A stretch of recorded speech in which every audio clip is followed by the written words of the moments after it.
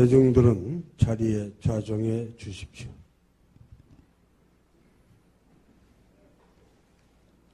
법사 스님의 법문이 있기 전 잠시 몸과 마음을 가다듬는 입정이 있겠습니다.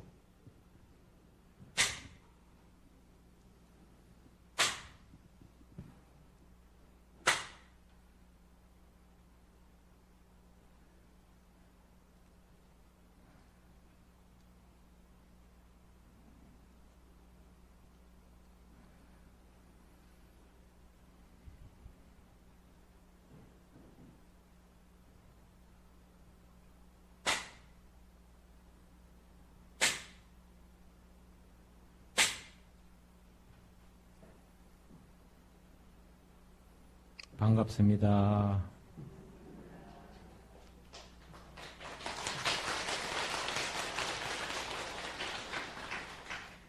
잘 지내셨죠? 네. 오늘은 여러분들과 부처님이 이제까지 말씀하신 것 중을 좀 정리를 해서 제목을 굳이 달자면은 부처님의 가르침인 불성을 찾는데 주력하자라고 주제를 정해봤습니다. 우선 법화경의 그 신의 품에 보면은 이런 내용이 나옵니다. 어떤 사람이 대부장자의 아들로 태어났습니다. 대부라는 것은 재산이 엄청 많은 사람이란 뜻이고, 장자는 요즘 말해서 권문 세력과 권력이 있다. 지역에서 대단한 세력을 가진 사람을 뜻하는데, 그런데 이 아들이 어릴 때 아버지와 헤어져 오랫동안 타국을 돌아다니다가 아주 빈곤한 사람이 되었죠. 항상 먹는 것 걱정하고 입는 것 걱정하고 잠자는 것 걱정하며 가난하게 살았죠. 대부장자인 아버지를 떠나지 않았으면 전혀 그런 걱정 없이 잘 살았을 텐데 혼자서 늘 빈곤한 생활을 해왔습니다. 그런데 오랜 세월 빈곤하게 떠돌아 생활을 했기 때문에 자기가 누구의 아들인지 까맣게 잊어버리고 살았죠. 그러던 어느 날 우연히 밥을 얻어먹으려고 자기 집에 갔죠. 본인은 잊었지만 아버지는 아들을 보는 순간 알아차립니다. 본래 부자지간이었지만 아버지와 아들의 사이였지만 두 사람의 생활 습관이 전혀 다른 거죠. 이 아버지인 대부장자는 대부장자의 생활 습관이 있고, 아버지를 떠나 빈곤하게 살았던 아들은 그 사람대로 생활 습관이 있었습니다. 이 생활 습관으로 보자면은 전혀 달라서 부자지간이 아닌 부자가 아닙니다. 아들을 알아본 아버지는 이 방법, 저 방법으로 아들을 가까이 합니다. 아버지의 방법으로 가까이 하는 게 아니라 아들의 방법으로 가까이 합니다. 아들이 원하는 대로 다 해줍니다. 일을 하고 품삯 밟는 게 아들의 바람이죠. 그래서 일을 시키고 품삯을 더 원하면 많이 주고 더 편안하게 해주면서 몇 년이 흘러갑니다. 그래서 그 집에 익숙해지게 한 후에 네가 내 아들이니까 이 모든 것을 네가 다 상속받도록 해라 라고 이야기합니다. 네, 중요한 게 여기서 의미를 우리가 찾아볼 수가 있습니다. 여기서 중요한 포인트가 뭐냐면 그 대부장자의 아들은 태어났을 때도 대부장자의 아들이고 아버지와 헤어져 타국을 돌아다니면서 빈곤 생활을 해도 대부장자의 아들입니다. 빈곤한 삶을 살고 걸식을 해도 아들이 바뀐 게 아니죠. 그러니까 거린과 장자의 아들이 다르지 않습니다. 얻어먹는다고 장자의 아들이 바뀌는 것이 아니고 자기 집에 돌아와 빈곤한 생활 습관 다 버리고 가업을 다 물려받아도 장자의 아들입니다. 그런데 그 아들이 태어나서 가업을 물려받기까지 3단계가 있습니다. 대부장자의 아들로 태어난 것이 1단계. 돌아다니면서 빈곤한 생활을 하게 된 것이 2단계. 본래 자기 자리로 돌아가서 가업을 이어받은 것이 3단계가 되는 것입니다. 첫 번째 단계를 이제 우리가 흔히 부처불자 성품 성자 불성이라 하고, 두 번째 단계를 그런 성품을 깨달아가는 의식이라고 합니다. 이 의식이라는 것은요, 밑바닥에 무명, 즉 어둡다, 아비디아라고 하는데, 이 무명의식은 반드시 우리가 살아오면서 업력이 따를 수밖에 없습니다. 여러분들 오늘 열심히 철야정진 기도하면은 그 철야정진했던 업력이 그대로 자취를 쌓아가게 되어 있습니다. 그게 업이라 합니다. 그런 것들이 하나 둘 많으면 많을수록 선업, 나쁜 것이 많으면 많을수록 악업이라고 하는데요.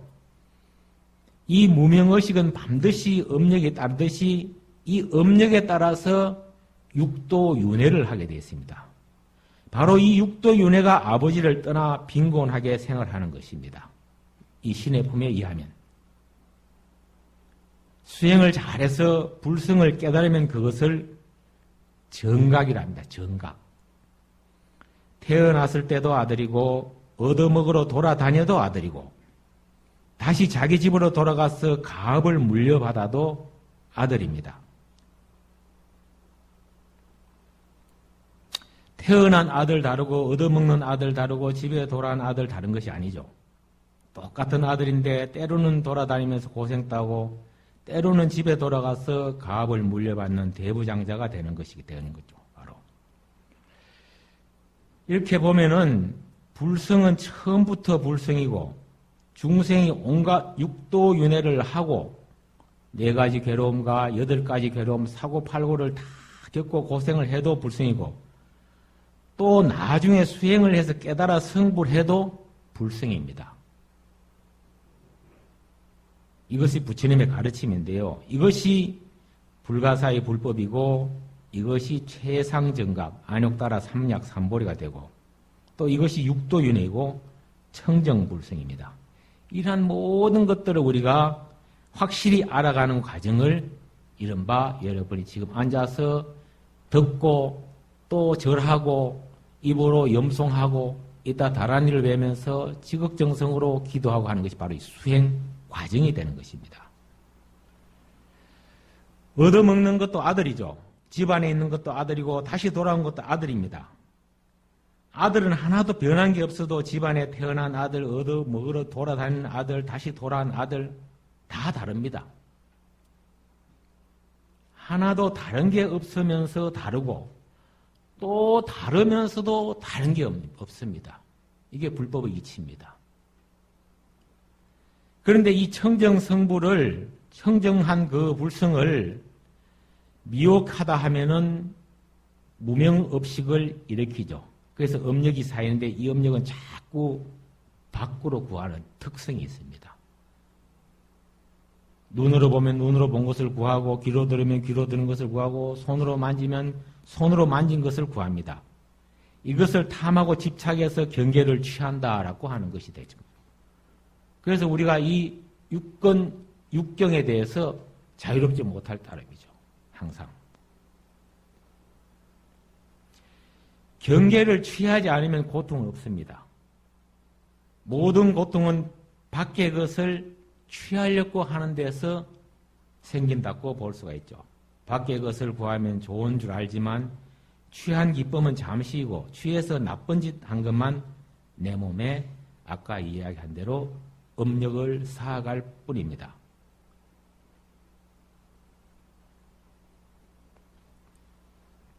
그래서 즐거움 구하다 괴로움에 빠지고 즐거움 구하다가 괴로움에 빠지고 이렇게 하다가 마치 파리를 예를 들자면은 파리가 날아다니다가 즐거움을 구하러 왔다 갔다 하다가 잘못해서 파리채에 맞아 죽는 경우가 있습니다. 사람도 비유하건대 똑같습니다. 전부 즐거운 것 구하기 위해서 괴로움을 얻는 것입니다. 따라서 즐거운 것을 구하지 아니하면 괴로움은 없습니다. 구하는 것을 물고기에 비유하면 바로 낚싯밥입니다. 물고기가 낚싯밥을 안 물면 횟감될 일이 없는데 낚싯밥 무는 순간 자기가 횟감되는 줄 모릅니다. 지금 우리 인간의 삶도 물고기보다 더 어리석었지 덜 어리석진 않다고 비유를 할 수가 있습니다. 그래서 옛날 사람들도 구하다가 괴로웠고 지금 사람들도 구하다가 괴롭고 미래의 사람들도 구하다가 괴로운 것은 뻔한 이치입니다. 이것을 미혹한 업식이고 업력일 따름이죠. 부처님의 법은 아주 이렇듯이 과학적입니다. 단계적이고. 구하는 가운데 좋은 것을 보면 그 좋은 것을 구하고 조금 낫고 나쁜 것을 구하면 조금 덜할 것뿐이죠. 이것을 아까 얘기한 대로 선과 악이라고 합니다. 구하는 것도 선업을 구하면 좀 낫고 악업을 구하면 더 괴롭다는 차이지 구하는 것은 마찬가지입니다. 선업을 구해도 계속 구하는 것은 아까 얘기했던 그 대부장자의 아들이 집으로 돌아가지도 못하는 것과 같습니다. 밖으로만 돌아다니는 것이기 때문입니다. 우리도 보면요, 이 삶 자체가 어쩌면 가만히 보면 전부 구하는 삶입니다. 종교의 근본 발달 배경을 보면 희구태래 갖고 바랄 자 구할 고자 무엇을 바라고 구하는데 그 연원을 둔다고 볼 수도 있습니다. 제가 학교 다닐 때 1학년 때 제일 종교학 배울 때 희구태라는 것이 존재했거든요. 그런데 가만히 보면 전부 구하는 것인데 어떤 때는 좋은 것을 구하고 어떤 때는 나쁜 것 구합니다. 어떻든 구하면 깨달아가는 것하고는 거리가 멀어집니다. 그러니까 밖으로 떠돌이 생활을 해서는 아까 아들처럼 상속을 받을 수가 없습니다. 자기 본래 집으로 돌아가야 합니다. 수행을 해서 올바른 생각을 닦아야 본래 집으로 돌아가게 됩니다.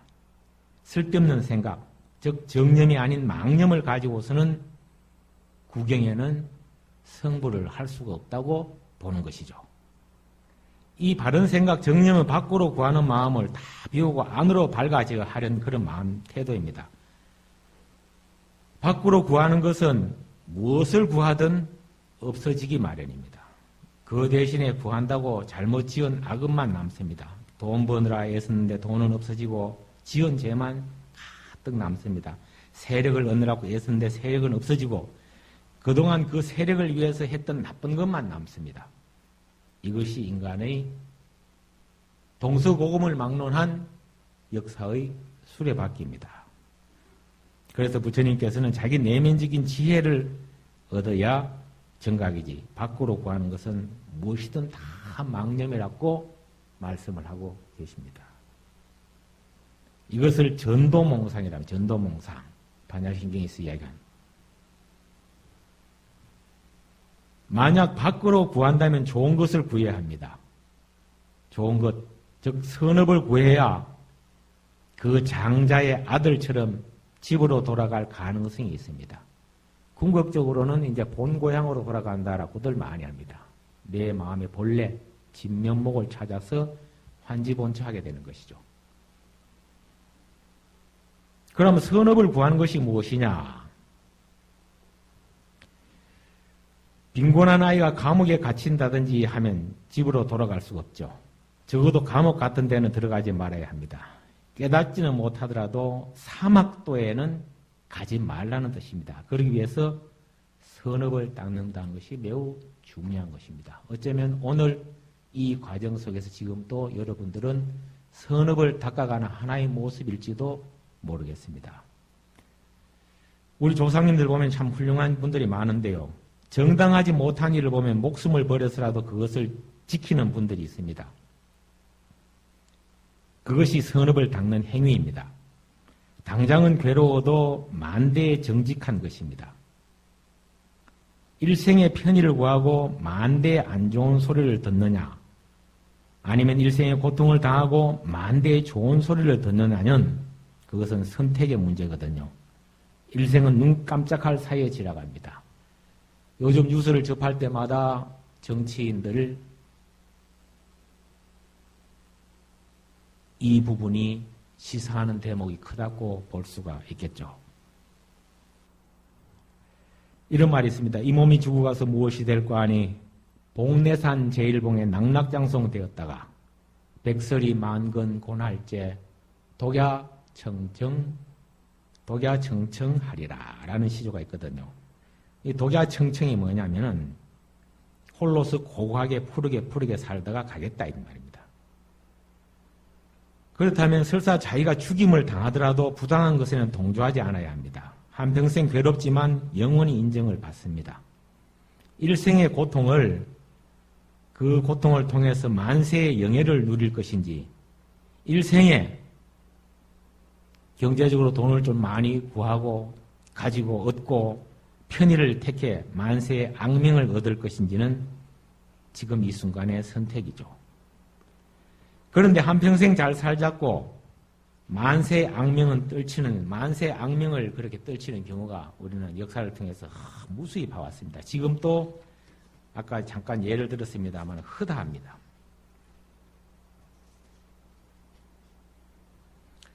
좋은 일을 하면 언젠가는 반드시 제대로 평가를 받게 되어 있습니다. 그러니까 지금 사람들이 몰라준다고 걱정하지 말고 무조건 좋은 일만 하십시오. 이게 부처님의 가르침, 즉 불성을 깨달아가는 과정입니다. 반드시 뒤에서 평가를 해줍니다. 세조 때 그 안 좋았던 사람들이, 고통받았던 사람들이 숙종 때 오면은 우리 역사적으로 복권이 되고 새롭게 평가되었던 그런 역사의 그런 부분을 잘 인식할 수 있을 겁니다. 그래서 구한다 했는데 구하는 것도 똑같습니다. 그것을 하나하나 깨달아가는 길인데요. 이 의식은 구하지 않고는 못합니다. 구하는 대상이 사람에 따라서, 시대에 따라서 다르기도 합니다. 옛날에 또 이런 말이 있습니다. 저기 저 달 속에 개수나무 박혔으니 옥도끼로 찍어내야 금도끼로 다듬어서 초가 삼간 집을 짓고 양친 부모 모셔다가 천년만년 살고 지고. 여러분 이런 말 많이 들어보셨죠? 예. 이런 전래 동요가 있는데요. 여기서 우리가 중요한 것은 초가 삼간, 대궐을 짓지 않습니다. 초가 삼간 짓고 사는데요. 달에 대궐을 짓고 살자는 것이 아닙니다. 정신이 그만큼 고양되어 있다 이 말이죠. 대궐을 짓다가 죽고 관리하다 죽고 청소하다가 죽게 돼 있습니다. 어떤 사람들은 이것을 몰라서 식구는 2사람뿐인데 요즘 아파트 2사람이 80평, 각자 40평씩 관리하고 서로 만나지도 못하고 사는 경우도 있습니다. 이게 생각이 잘못된 것입니다. 이 어리석은 의식은 환경에 따라 구하다 보면은 잘못되는 수가 있으니 우리가 부처님의 가르침대로 정신을 바짝 차려야 됩니다. 부처님의 가르침이 무엇입니까? 이 물질 문명 속에서 정신의식을 바로 차려서 개조해 나가는 것이 바로 부처님의 가르침이거든요. 조금 전에 전래동요처럼 달나라에 초가삼간 집을 짓고 양친부모 모시다가 사는 것이 최고의 행복임을 노래에 담고 있었습니다. 옛날에는. 이 초가삼간의 행복이 있고 양친부모의 행복이 있는데 요즘은 그것을 모르게 되었습니다. 초가삼간 행복도 다 잊어버리고 양친부모 모시는 것도 행복을 잊어버린 지 오래되었습니다. 그러다 보니까 요즘 누구 어떤 가수가 부른 노래 중에서 저 푸른 초원 위에 그림 같은 집을 짓고 사랑하는 우리님과 한백년 살고 싶어라는 그런 노래가 있는데 이렇게 구하는 내용이 조금 지혜로우면 조금 더 지혜로운 것을 구하고 조금 혼탁하면 혼탁 것을 구할 수밖에 없어. 예, 부모도 없이 멋진 집을 지어갖고 사랑하는 님? 예, 좋죠. 사랑하는 님과 함께 산다고 합니다. 그런데 이 사람이 생각하는 님은 자기 행복만 지켜주고 자기 행복만 도와주는 님을 바라는 모양인데 그런 님은 없습니다. 영원하지 않습니다. 평생 천년만년 살고 지고 그 님을 같이 할 수 있겠죠? 절대 없습니다. 어떤 정신분석학자가 인간 삶 의식 속에는 자기 이익을 구하면서 산다는 내용의 시를 이렇게 적었다죠. 내가 당신 뜻대로 살 수도 없는 일, 당신이 내 뜻대로 살 수도 없는 일. 어쩌다 서로를 이해한다면 그것은 아름다운 일. 그렇지 못하면 어쩔 수 없는 일. 당신은 당신이고 나는 나. 네. 이것이 현대인들이 가장 우리가 무서워하는 인간 의식 속에 흐르고 있는 고독병입니다. 고독. 그러니까 님은 없는 거죠. 님을 찾아 산만리를 가본다 해도 고통스러운 결과만 올 것이 뻔한데 자기 욕심에 가려서 구하다 죽습니다. 서로를 이해한다고 해도 그것은 어쩌다입니다. 100년 동안 한 1, 2년 서로를 이해한다면 그것은 아름다운 일이고 그렇지 못하면 어쩔 수 없는 어쩌다 그런 일입니다. 결국에는 당신, 나는 나죠.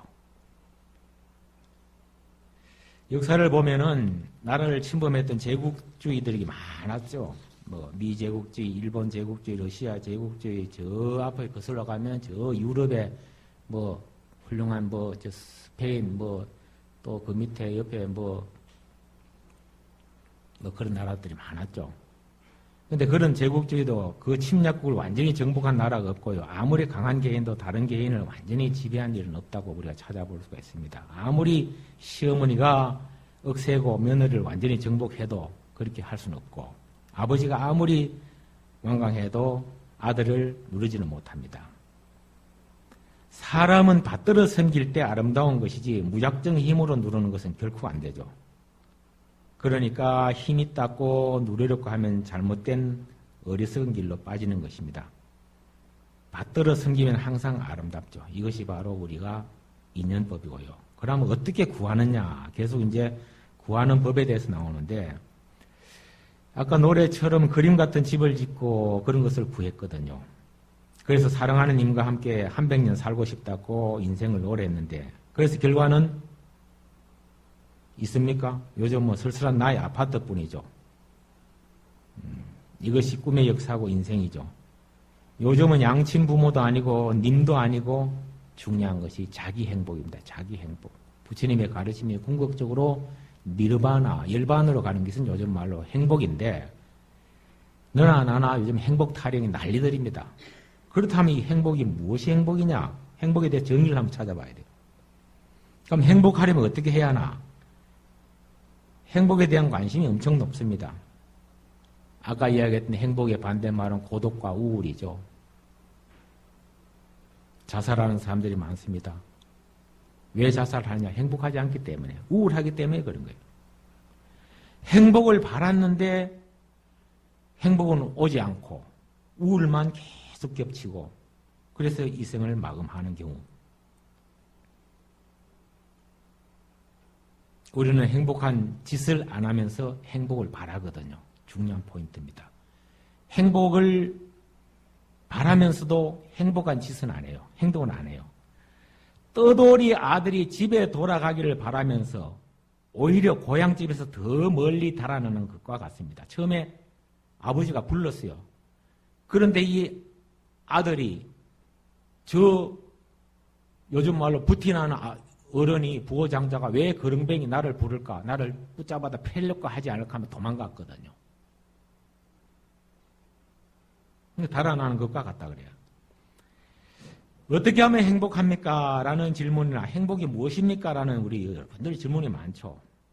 제가 이 법상에 앉아서 행복에 대해서 옛날에 방송 진행하면서 내 나름대로 정리해서 행복은 내 안에서 우러나오는 것이다. 어떤 누가 가져다 주는 것이 아니고 내가 스스로 우러나면서 찾아가는 것이라고 몇 번 같이 따라 읽은 적이 있었을 겁니다. 이렇듯이 그러면 행복이 무엇인가? 옛날 어른들은요 건강하고 화목하고 건면하고 부지런한 것이 이제 행복이라고 이야기들 많이 했거든요. 이 몸을 건강하게 관리하면 그 건강이 행복한 것이고 거기에 화목이 들어간다라고 어른들은 많이 이야기하고 있습니다. 요즘하고 전혀 달라진 게 없습니다. 화목. 통도사 들어가면은 일주문 옆에 석기둥이 2개 있는데 두 가지를 강조하고 있습니다. 하나는 화목. 성이 다른 사람끼리 모여 사니까 출가해서 다 들어왔으니까 절대적으로 화목해야 된다. 두 번째는 대중 2인 이상이 사는 곳이기 때문에 일정한 룰, 규율을 지키면서 생활의 청규, 화목과 청규를 여러분 통도서 가면은 석기둥에 빨간 글로 오른쪽 왼쪽에 두 가지가 있습니다. 화목과 청규를 강조하고 있습니다. 이 화목이야말로 매우 중요합니다. 나라가 조금 뒤에 제가 다시 한번 얘기를 하겠습니다만은 국가의 격을 높이려면은 국민들이 잘 화합하고 화목을 해야 됩니다. 사회도 마찬가지고 직장도 마찬가지고 가정도 마찬가지고 어느 단체가 마찬가지입니다.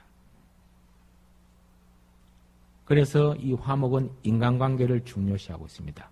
사람과 사람 사이에 잘 지내는 것입니다. 인화라죠. 인화 없이는 행복할 수가 없다고 봅니다. 그런데 인화를 못하면서 행복을 구하거든요. 그러니까 자기가 이 세상을 떠날 때도 마음 놓고 연락할 사람이 없습니다. 이 사람은 나의 연락을 기쁘게 받을 것이니라는 자신감이 없는 거죠. 제가 스님이지만은 살아있으면서 좀 어려움에 봉착해 본 적이 있습니다. 내가 과연 어렵고 힘들고 병들고 할 때 금전적으로 내가 필요한 것이 봉착했을 때 과연 나에게 서스럼 없이 그 금전적인 부분과 이 어려움을 내가 갑자기 전화라도 해갖고 손을 내밀어서 다가설 사람이 몇 명 있는가?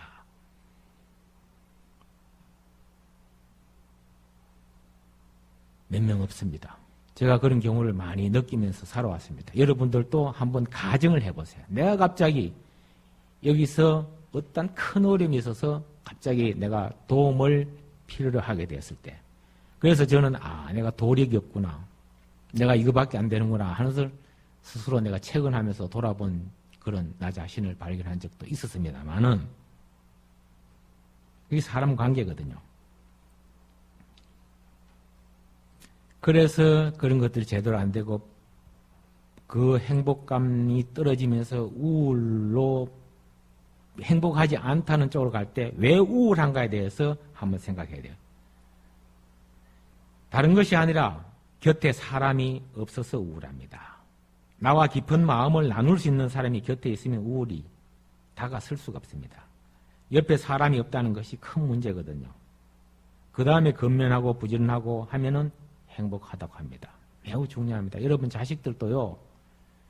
여러분 인간관계를 잘 해야 됩니다. 그리고 나서 가까운 이웃 그리고 좀 한 단계 더 나아가서 하나하나 넓혀가면서 인간관계 매우 소중합니다. 더욱이나 그런 인간관계 속에서 요즘은 자기 감정을 너무나 마음껏 표출하는 시대가 와갖고 즉 자기의 기쁨과 슬픔 같은 것보다는 분노에 대해서 너무 심하게 나타나기 때문에 매우 중요합니다.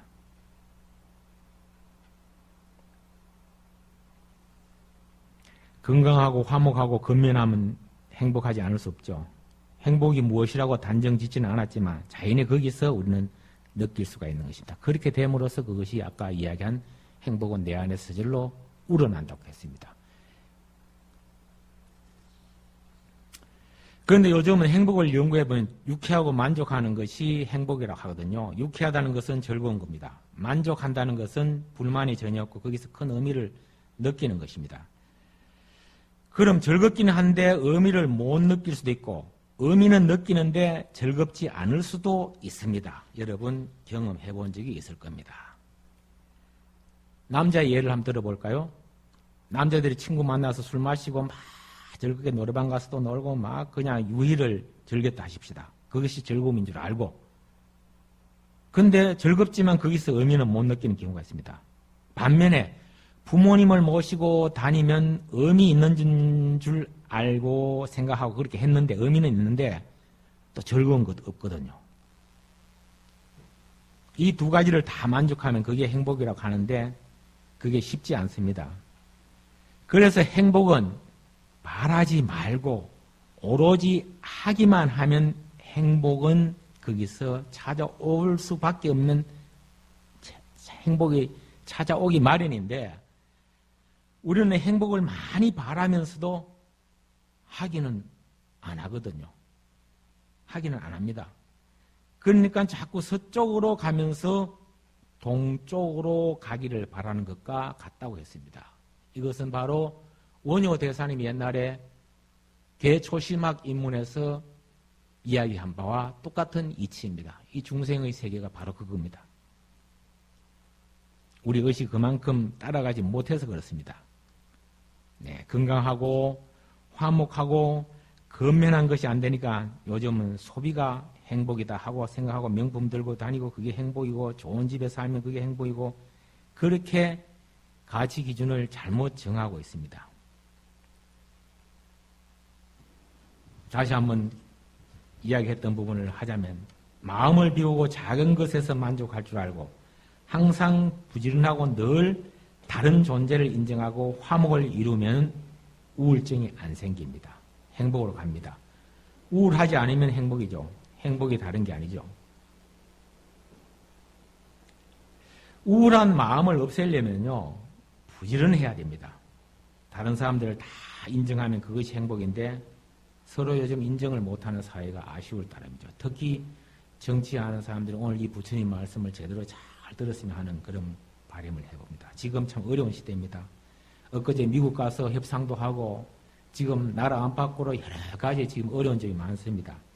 국격을 더 높여야 합니다. 예. 우리나라가 뭐 경제대국 전부 다 한 20권 안으로 들었다고 해서 그냥 샴페인을 일찍 터뜨렸다는 이런 식으로 많이 비평을 받고 비판의 목소리가 높습니다만은 개인도 마찬가지입니다. 돈 벌었다고 소비생활로 뭐 아까 이야기한 명품이나 자꾸 백화점에 다니면서 나의 정체성을 찾으려 가는 그런 바깥으로 외화, 즉 바깥으로 화려함을 구하는 것이 자기 정체성인 줄 아는데 속으로 실질적인 자기의 그 불성을 찾아가는 것이 중요하지 않을까 그런 생각을 하게 됩니다. 제가 이 좀 나름대로 준비를 많이 했습니다만은 이러한 것들이 시간 관계상 줄이고 하고 싶은 얘기는 다 했습니다. 부처님의 가르침을 우리가 인식을 하고 깨달으면서 궁극적으로 불성을 이야기했던 누구나 다 불성이 있습니다. 오늘 날씨가 이 구름이 많이 끼어갖고 햇빛이 안 났죠. 햇빛이 안 났는데 이 햇빛이 안 났다는 것은 단지 날씨가 흐렸기 때문에 햇빛이 안 났을 따름이죠. 그렇다고 해서 햇빛이 없는 것은 아니죠. 이 불성은 우리가 다 있습니다. 그 불성을 잘 가꾸어서 찾아서 여러분들이 인식을 하게 되면은 부처님의 가르침 그대로 따라서 그야말로 설령 구하는 것을 구하지 말라고 해도 우리 중생은 실질적으로 현실적으로 구하지 않을 수밖에 없는 그런 삶을 살아가고 있습니다. 그런 구함이 하나하나 여러분 성취되어 갈 것입니다. 여러분 절에 오는 연유가 뭡니까? 나름대로 구하는 것도 있고 또 궁극적으로 이야기한 불성을 깨달아가는 것이 아니겠습니까? 구하는 것도 구하고 불성을 깨달아가는 정말 지혜로운 우리 도선사 불자가 되기를 바라는 마음 간절합니다. 오늘 법문 여기까지입니다. 성불하십시오.